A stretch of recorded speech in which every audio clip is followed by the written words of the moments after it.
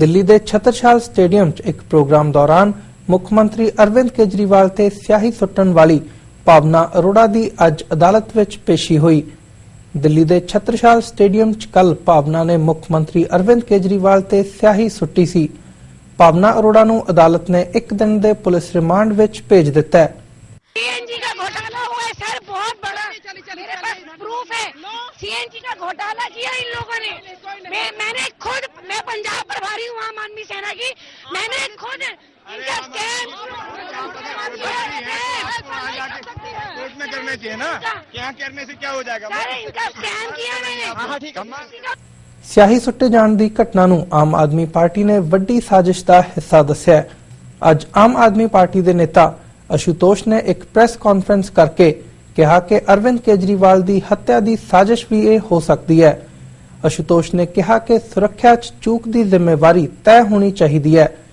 जिन्हां ने भी सुरक्षा दी है तां चूक क्यों हो रही है, इसका जवाब प्रधानमंत्री अते दिल्ली की पुलिस नूं देना होवेगा।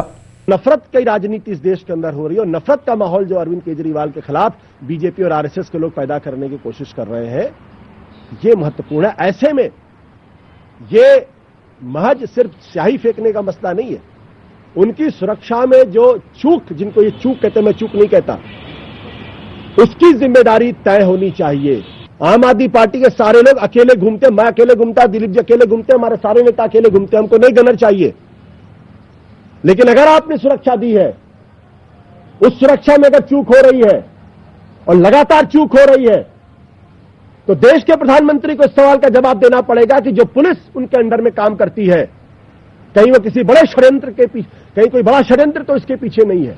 क्योंकि इस देश के अंदर राजनीतिक हत्याओं का एक पुराना इतिहास रहा है और गुजरात के हरेन पांड्या का इतिहास सबको मालूम है।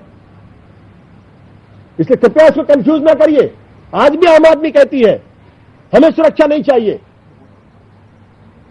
लेकिन इस सुरक्षा में जिन लोगों ने सुरक्षा दी है, they are duty bound to protect. अगर आपने दी है तो क्यों सुरक्षा में चूक हो रही है बार बार, इसका जवाब देश के प्रधानमंत्री को, दिल्ली की पुलिस को देना पड़ेगा, क्योंकि दिल्ली की पुलिस सीधे प्रधानमंत्री जी को रिपोर्ट